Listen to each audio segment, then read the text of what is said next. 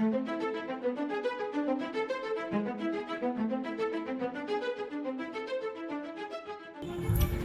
Students, welcome to vet classes. मैं हूं आपका मैथ्स एजुकेटर और हम बात करने वाले हैं आज एंड ऑफ एक्सरसाइज पार्ट 4 की। आज हम अपना ये वाला जो पार्ट है उसको आज कंप्लीट करेंगे, वाइंड अप करेंगे। आज जो भी चीजें हमारी आज चैप्टर 1 की आज कंप्लीट हो जाएंगी। आज सारी चीजें आज आपको वाइंड अप कर देंगे, ठीक है। तो बिना देर किए हम अपना चैप्टर शुरू करते हैं। आज जो पार्ट होने वाला है, आज जो क्वेश्चन हम आपसे डिस्कस करने वाले हैं, हम ये क्वेश्चन डिस्कस कर चुके थे ऑलमोस्ट आपसे। ये हमने डिस्कस कर लिया था आपसे सर्कल का। आज हम बात करेंगे आपसे the mid points of the sides of the triangle ABC are the points D, E and F given that the coordinate of D, E and F are this respectively. Find the coordinate of ABC। समझिएगा, एक triangle है मेरे पास A, B and C। वो जो triangle है मेरा ABC, उसके mid points के कोऑर्डिनेट्स मुझे दे दिए हैं। उसके मिड पॉइंट के कोऑर्डिनेट्स मुझे दे दिए हैं। मुझे निकालना है यहां पर आपका क्या, जो ट्रायंगल के ABC कोऑर्डिनेट्स है वो मुझे फाइंड आउट करने हैं। तो मैं यहां पर ट्रायंगल बना देता हूं सबसे पहले, ताकि चीजों को समझने में आसानी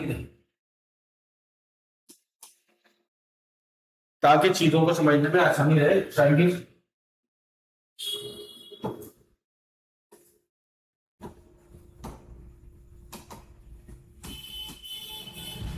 ये मेरा ट्रायंगल ए है, ये मेरा बी है और ये मेरा सी,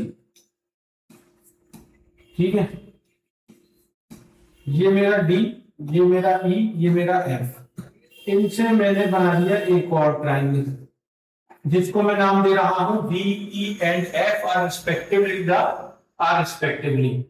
the midpoint of the side of triangle ABC are the point D, E and F.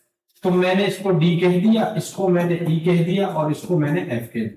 मेरे जो डी के कोऑर्डिनेट हैं वो 5,1, जो मेरे ई के कोऑर्डिनेट हैं वो 6,5 है और जो मेरे एफ के कोऑर्डिनेट हैं वो 0,3। इसके कोऑर्डिनेट मैंने मान लिए x1 y1, इसके कोऑर्डिनेट में कह रहा हूं x2 y2, इसके कोऑर्डिनेट को मैं कह रहा हूं x3 y3। क्वेश्चन में मुझसे ये कह रहा था कि भैया डी, ई, एफ इसके मिड पॉइंट्स हैं, तो आप ये बता दो कि ए, बी, सी के कोऑर्डिनेट्स क्या होंगे। सिंपली मुझसे ये पूछ रहा है कि find the coordinate of A, B and C. बस खत्म बात, ये पूछ रहा है। तो सबसे पहले आप यहां लिखेंगे D, E and F are respectively D, E and F, B, E and F are the midpoints of sides AB, BC and AC respectively। भैया डी, ई, एफ जो है वो मिड पॉइंट है ए, बी, बी, सी और ए, सी साइड्स के। जब ये mid point मैंने यहां पर बता दिया आपको, तो भैया मिड पॉइंट फॉर्मूला मैं यहां लगा सकता हूं ए बी में। जब ए बी में मिड पॉइंट फॉर्मूला लगाऊंगा तो डी मिड पॉइंट है मेरा यहां पर। तो मैं यहां लिखूंगा by using mid point formula,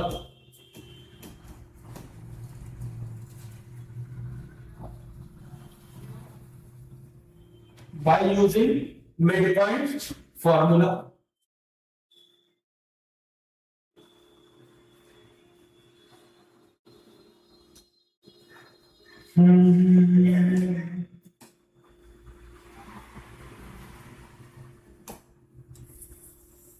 इसको हटा दीजिए, यहां से लिखेंगे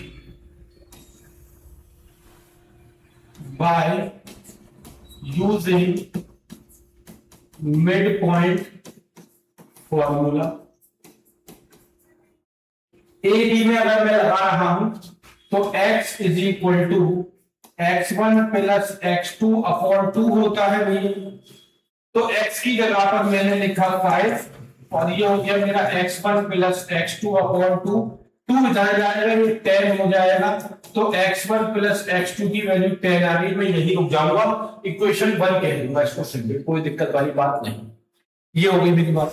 अब मैं इसी तरह से BC के लिए लूं, फॉर साइड BC, फिर मिड पॉइंट फॉर्मूला यूज करूंगा, तो x इज इक्वल टू, यहां पर मैं ये कहूंगा कि 6 is equal to x2 plus y3, x2 plus x3 upon 2, तो ये इधर जाएगा 12 हो जाएगा। तो भैया x2 प्लस x3 की वैल्यू 12 हो जाएगी। मैं यहाँ इक्वेशन इसको 2 कह दूंगा, कोई दिक्कत वाली बात नहीं। यहाँ हमने एक मार्जिन ड्रॉ की। अब आ जाऊंगा मैं साइड AC पर। जब मैं AC पर आऊंगा, for side AC, for sides AC, तब मैं इसकी बात करूंगा तो मैं यहाँ 0 लिखूंगा। जब मैं 0 लिखूंगा तो x1 प्लस x3 लिखूंगा, x1 प्लस x3 अपॉन 2, ये इधर जाकर 0 हो जाएगा, ये हो जाएगा x1 प्लस x3। तो यहां से x1 की वैल्यू माइनस x3 आ जाएगी। इसको मैं इक्वेशन 3 कह दूंगा। क्या कह दूंगा मैं इसको? इक्वेशन 3 कह दूंगा। अब आप एक चीज देखिए, यहाँ x1 और x2 में बात है और यहाँ x2 और x3 में बात है। अगर मैं यहाँ x3 की जगह पर x1 लगा दूंगा तो ये दोनों इक्वेशन क्या बन जाएंगी? ये दोनों इक्वेशन बन जाएंगी x1 और x2 में। इस तरह से मैं x1, x2, x3 तीनों की वैल्यू निकाल सकता हूं। कैसे? From equation first, second and third. ध्यान से समझना, x1 प्लस x2 की वैल्यू 10 है और ये अपना x2 की जगह या x3 की जगह मैं x1 लिख रहा हूं माइनस का, तो ये है मेरा माइनस का x1 प्लस का x2 और ये है मेरा कितना 12। इन दोनों को जब मैं सॉल्व करूंगा, दोनों इक्वेशन ऐड करूंगा, प्लस का x1 माइनस का x1 कैंसिल होगा, x2 प्लस x2 2x2 होगा, 12 और 10 22 होगा, x2 कैंसिल होके आ जाएगा 11। The value of x2 is 11। Simple होगी बात। अब आ जाता हूं मैं दूसरी बात पर। x2 निकाल चुका हूं, अब थोड़ा सा बात पीछे करना पड़ेगा मुझे चीजों को। x2 की वैल्यू मैं यहां पर x2 की वैल्यू उठाता हूं, मैं यहां लगा देता हूं कौन सी इक्वेशन में, जिसको मैंने कहा है 12 is equal to x2 plus x3। तो ये मेरा 12 है, x2 की वैल्यू मैंने कितनी निकाल दी वहां पर 11, तो ये इसकी जगह 11 आ गया, ये x3 हो गया, तो ये हो गया 12 minus 11 is equal to x3। तो यहां से x3 की वैल्यू आ गई मेरी 1।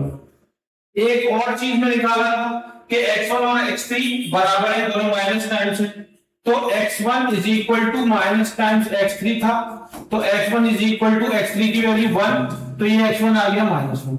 अब मेरे पास x1, x2 और x3 तीनों की वैल्यू है। अब मैं y के कोऑर्डिनेट्स पर आता हूं। किस पर आता हूं? y पर। सबसे पहले मैं AB लूंगा, for side AB। Lengthy question है लेकिन आसान है। AB के लिए जब मिलूंगा तो y की जगह पर 1 है, मैंने 1 लिखा, और y1 प्लस y2 अपॉन 2 कर दिया, y1 प्लस y2 अपॉन 2 कर दिया, इधर गया 2 हो गया, y1 प्लस y2 की वैल्यू 2 हो गई। This is equation 4। अब आ जाओ दूसरी साइड पर। दूसरी साइड ले लो BC।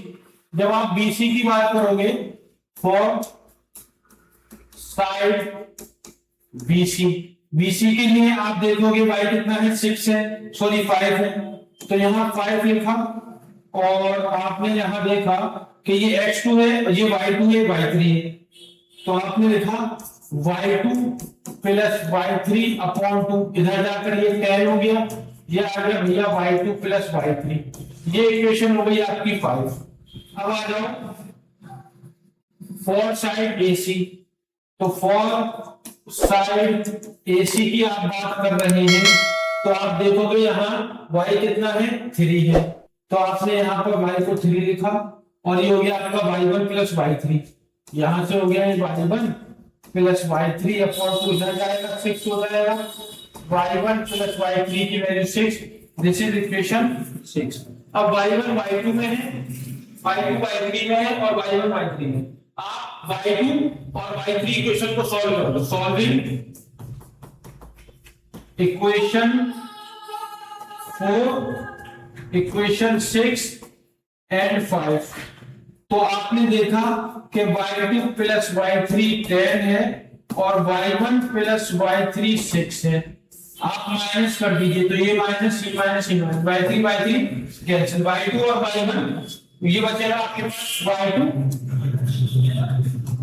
बचेगा, y1 बचेगा। 10 में से 6 माइनस करेंगे, 4 बचेगा। This is equation 7। अब आप ये वाली इक्वेशन यूज कर लो 4 और 7। तो ये y1 है भैया, तो ये लिखोगे आप प्लस का y2 और ये प्लस का y1 है और ये 2 है। ये इक्वेशन कौन सी है? ये इक्वेशन भाई 4 है। सब वही सॉल्व कर रहे हैं। अब यहां से ये माइनस का, ये प्लस का, y2 प्लस y2, ये 2y2 हो गया, 4 2 6 हो गया, ये कैंसिल हो गया। y2 की वैल्यू भाई 3 आ गई। जैसी y2 की वैल्यू 3 आई, आपने यहां रख दी put equation 7।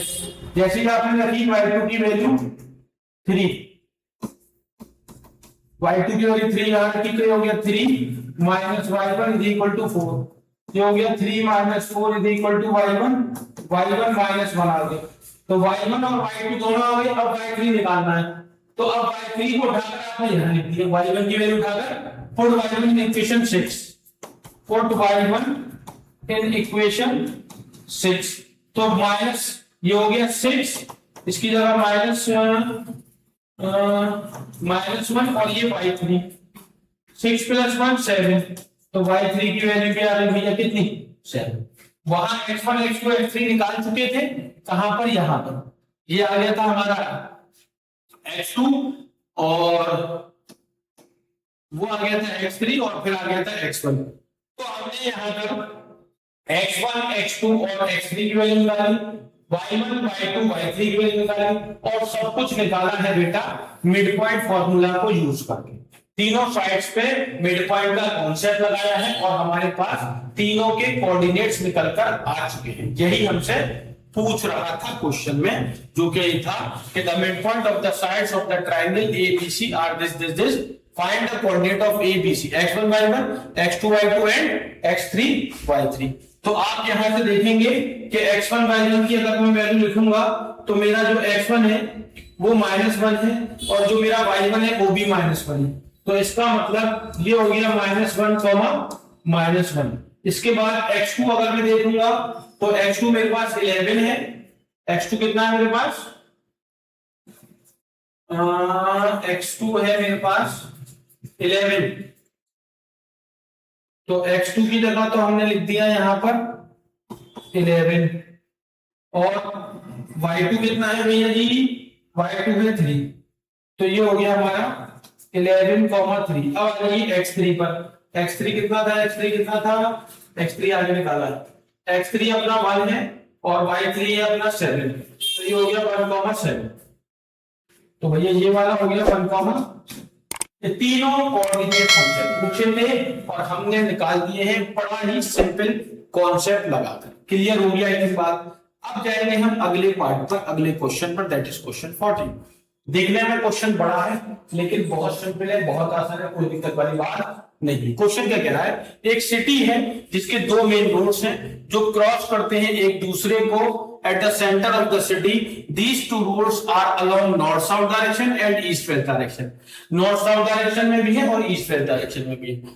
All the other street of the city runs parallel to these roads and are 200 meter apart. There are 10 street in each direction.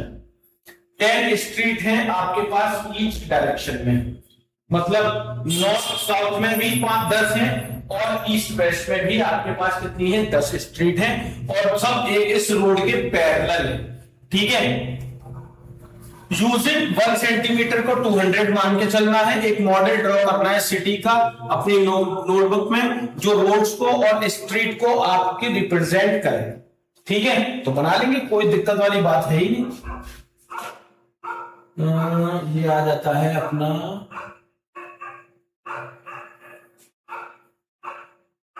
ये आ गया।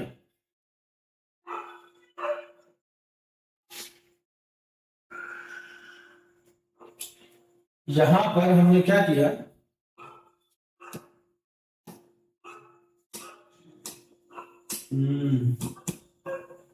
ये हमने बनाया एक रोड ये बनाया और एक रोड हमने ये बना दिया। ठीक है भाई, आपसे कह रहा था ये दो रोड हैं भैया, किधर किधर है दो रोड, एक रोड है आपका ईस्ट और दूसरा रोड है आपका, एक रोड जा रहा है ईस्ट वेस्ट डायरेक्शन में, एक जा रहा है आपका नॉर्थ टू साउथ डायरेक्शन में। इसी तरह से इस रोड के पैरेलल, दोनों रोड्स के पैरेलल 10 स्ट्रीट है और 10 स्ट्रीट मतलब 10 स्ट्रीट इस तरह से है कि 10 स्ट्रीट ईस्ट वेस्ट डायरेक्शन में है और 10 स्ट्रीट नॉर्थ और साउथ डायरेक्शन में है। सिंपल। तो यहां पर आपने क्या करना है, आप स्ट्रीट बना लो भाई। एक स्ट्रीट मेरी ये हो गई, ठीक है, दूसरी स्ट्रीट मेरी ये हो गई, ठीक है, और तीसरी स्ट्रीट मेरी ये हो गई, चौथी स्ट्रीट मेरी ये हो गई, पांचवी स्ट्रीट अपनी ये हो गई। तो 5 तो भाई ऐसे आ गई आपकी, 5 नीचे बना लो।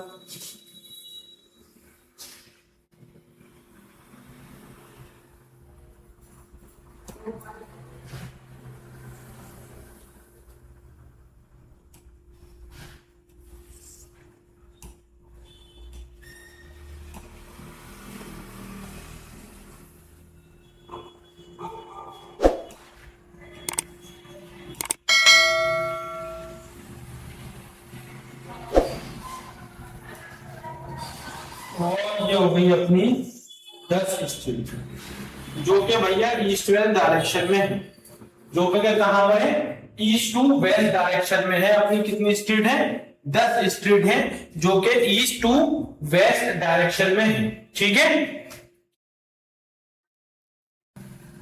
अब हम भी बना लेते हैं नॉर्थ टू साउथ डायरेक्शन में। वो भी कितनी है भाई, वो भी है अपनी पूरी 10। तो इसके लिए हम ये ले लेते हैं कलर दूसरा, कि एक हमारी ये हो गई, एक हमारी ये हो गई और एक हमारी ये हो गई, एक हमारी ये हो गई 4 और एक ही हो गई। इसी तरह से और ये जहां पर इंटरसेक्ट कर रही थी दोनों, वो तो हमारा ये पॉइंट ओरिजिन, ये हमारा ओरिजिन है। ठीक है ना, चलो एक लाइन ये हो गई, एक लाइन ये हो गई, एक लाइन ये हो गई, एक स्ट्रीट ये हो गई और एक स्ट्रीट ये हो गई। तो भैया 1 2 3 4 5 6 7 8 9 10 10 स्ट्रीट अपनी नॉर्थ टू साउथ डायरेक्शन में है और 10 स्ट्रीट अपनी ईस्ट टू वेस्ट डायरेक्शन में। ये हो गया अपना पहला पार्ट।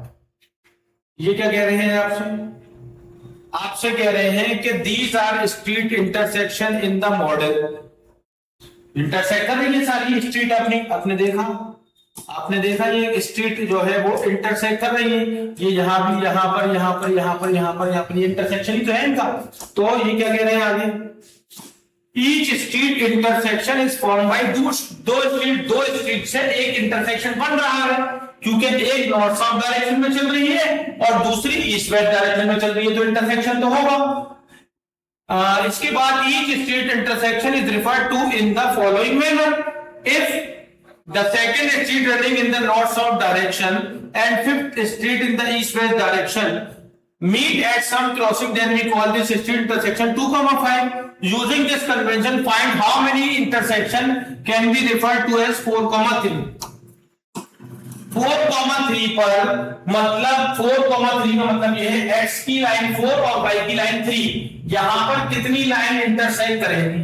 तो मान लीजिए अगर ये मेरा 1 है ये मेरा 1 है, ये मेरा 2 है, ये 3 है, ये 4 है, और यहाँ पर मैं कह दूं ये 1 है, ये 2 है, ये 3 है, ये 4 है, ये 5 है, और ये 5 है।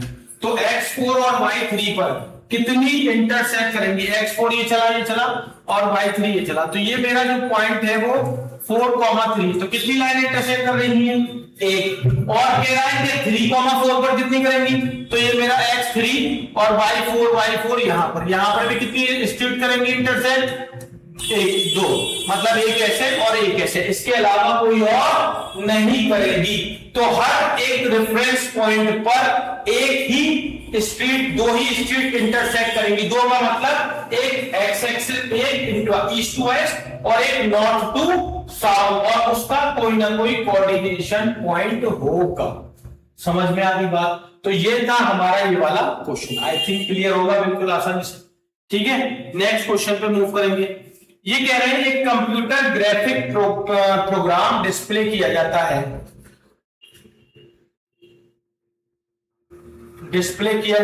इमेज पर ऑन अ रेक्टेंगुलर स्क्रीन। एक रेक्टेंगुलर स्क्रीन है, उस पर कुछ ग्राफिक जो है वो डिस्प्ले किए जाते हैं, जिसके coordinate system origin at the bottom left, origin जो है उसके बॉटम लेफ्ट पर है। The screen is 800 pixel wide, चौड़ाई जो है उसकी 800 पिक्सल है, और जो उसकी लेंथ है वो 600 पिक्सल हाई है। एक सर्कुलर आइकन है जिसका रेडियस 80 पिक्सल है, ड्रॉ किया जाता है with its centre at the point A100, 150 पर। एक अनदर सर्कुलर आइकन है जिसका रेडियस 100 पिक्सल है, और ड्रॉ किया जाता है किस पर? With its centre at the point B, 250, 230. Determine whether any part of either circle lies outside the screen, whether the two circle intersect each other. पहले तो इस स्क्रीन को आपको बनाना पड़ेगा, इस स्क्रीन को बना लेते हैं पहले। इस स्क्रीन को मैं सोच रहा हूं यही बना दूं।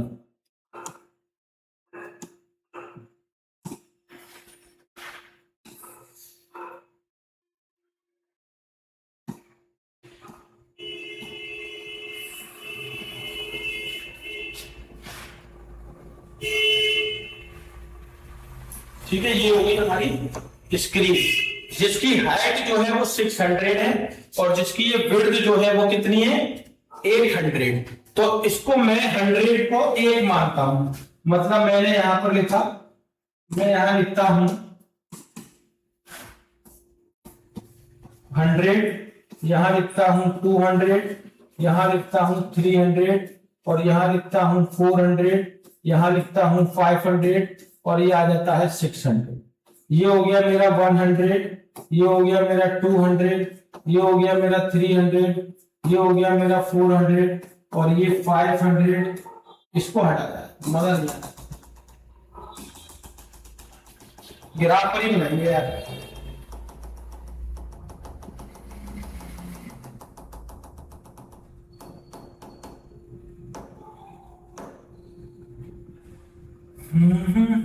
गिरा पर ही नहीं, देखो तो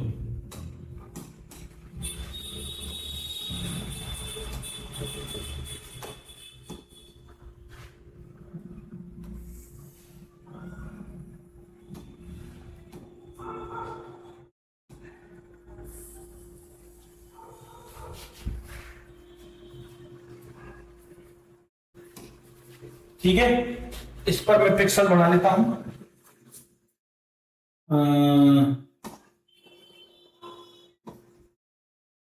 ये है मेरा 100, ये मेरा 200, 300, 400, 500 और 600। यहां बना देते हैं 100, 200, 300, 400, 500, 600, 700, 800। ये तो बात है उसमें, इसकी विड्थ जो है वो 800 पिक्सल की है, और जो अपनी जो हाइट है वो कितने की है? 600 की। मैं इसको बंद कर रहा हूं इस पर। मेरी स्क्रीन सिर्फ यही है जिसको मैंने रेड पेन से बंद कर दिया, ये मेरी स्क्रीन। अब मैं आता हूं क्वेश्चन पर। क्वेश्चन मेरा कह रहा था कि भैया आपको जो करना है वो ये करना है कि 800 पिक्सल एक सर्कुलर आइकन ड्रॉ करना है जिसका रेडियस 80 पिक्सल हो और आपका जो सेंटर हो वो 100,150 हो। सेंटर क्या हो 100,150। अब सर पिक्सल कैसे लेंगे? पिक्सल लेंगे मेरे बच्चों कंपास में। कंपास में जैसे आप यहां पर एक यूनिट को 100 मान रहे हो तो आप जब 80 का बनाओगे तो 0.8 मीटर की 0.8 सेंटीमीटर की या सेंटीमीटर ही लोगे क्योंकि स्केल पर वो सेंटीमीटर के हिसाब से आता है, तो 0.8 सेंटीमीटर का एक आग लगाओगे और उसको घुमा दोगे वहां पर। समझ में आ रही है बात? अब देखना, अब मैं यहां पर क्या करता हूं आपके लिए, मैं ये कर सकता हूं कि यहां पर उसने जो कहा था मुझसे कि सेंटर जो होना चाहिए वो 100 और 150 होना चाहिए। तो भैया सेंटर एक्स की वैल्यू 100 और वाई 150, तो वो कहीं यहां पर बन जाएगा 100 150 यहां कहीं आ जाएगा। और आपने मान लीजिए सर्कल बना दिया छोटा सा, ठीक है, जिसकी डिस्टेंस आपने ले ली कितनी 80 पिक्सल। अब दूसरा देखो आप, दूसरा कह रहा है कि 250 और 230 का ले, 250 और 230, x 250 y 230, x 250 होगा भैया यहां पर और y 230 हो जाएगा 230, 250 230। तो ये कुछ ऐसे बन जाएंगे, ये इसके सेंटर होगा। जब आप देखोगे पहली बात तो ये हुआ, आप प्रॉपर बना लेना, मैं यहाँ पर कंपास यूज नहीं कर रहा। आप जब कंपास यूज करोगे तो 100 पिक्सल का मतलब है 1 सेंटीमीटर बराबर 100 पिक्सल आप मानना। तो 1 सेंटीमीटर की कंपास में दूरी लेना, सेंटर ये आपको पता है क्या है, आप सर्कल बना देना, सर्कल बन जाएगा। आप यहाँ पर 0.8 सेंटीमीटर इसको सेंटर मानना, 0.8 कंपास को खोलना, सर्कल बना देना, देख लेना इंटरसेक्ट कर रहा है या नहीं कर रहा। बात यह है कि बनेगा ऐसे ही। पहला क्वेश्चन ये था, आपसे पूछ रहा था क्या ये दोनों आइकन डिस्प्ले के अंदर होंगे? बिल्कुल होंगे, 100% होंगे, क्योंकि डिस्प्ले है मेरी, डिस्प्ले के अंदर आ रहे हैं। क्लियर होगी? बस आपका काम इसमें ये रह गया मेरे बच्चों कि ये जो सर्कुलर पार्ट है, इसका जो सर्कल है प्रॉपर, ये आप कंपास से बना पाओगे। इसको कंपास से जब बनाओगे तो ये इंटरसेक्ट करना चाहिए, इंटरसेक्ट करेगा। आप इसको एक बार चेक कर लेंगे, ठीक है। चलो बाकी बात करते हैं अगले question.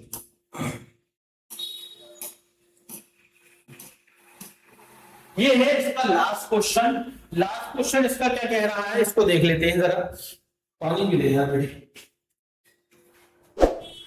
Plot the point this and in the coordinate plane.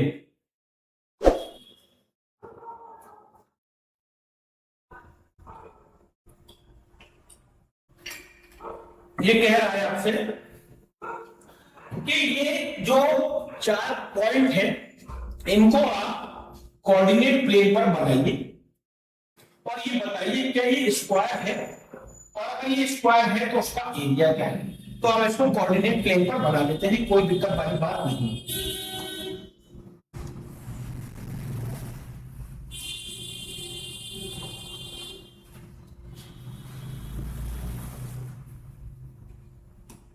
हमने ये ले लिया यहां पर इसको। अब मैं इसके कोऑर्डिनेट एक बार जरा चेक कर लूं क्या है। 2,1 b 2,1 -1,2 2,1 ए है अपना,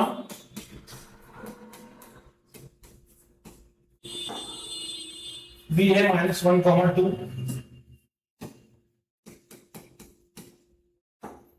और सी है अपना -2, -1 -2, और डी कितना है, डी है भैया 1, -2। This is the point of A B C D. यहां पर पॉइंट्स लिख लो 1 2 3 4 5 6। ज्यादा बड़े लिखने की जरूरत नहीं है। -1 -2 -3 -4 एंड -5। इधर आ जाओ माइनस सॉरी 1 2 3 4 5 -1 -2 -3 -4 -5। ठीक है, सबसे पहले ये पॉइंट A2,1 यहां पर होगा,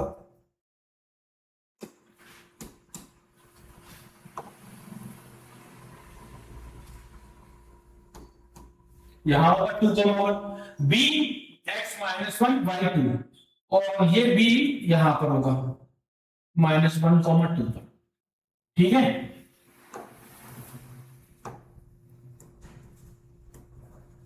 ठीक है, -1,2 -2, x-2 y-1, ये यहां पर कहीं होगा।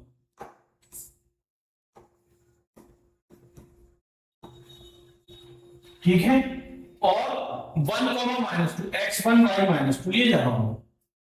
ये आ चुका है, इसको मैं ज्वाइन कराने वाला हूं।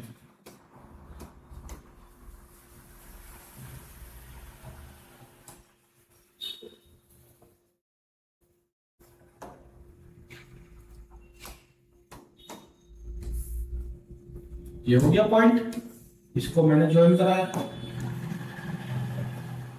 Does this look like a square or not? क्या ये मेरा स्क्वायर की तरह दिख रहा है? सर दिख तो रहा, दिख तो रहा नहीं सर जी, बिल्कुल दिख रहा है। आप देखिए, अब आप ये बताइए, ये मेरा ए है, ये मेरा बी है, ये सी है, और ये मेरा क्या है डी। अब आप ये बताइए क्या ये स्क्वायर है या नहीं है? ए बी सी डी सबके कोऑर्डिनेट आपको पता है, ये -2, -1 है, ये 1, -2 है, ये 1, 2 है, और ये 2, -1, 2 है।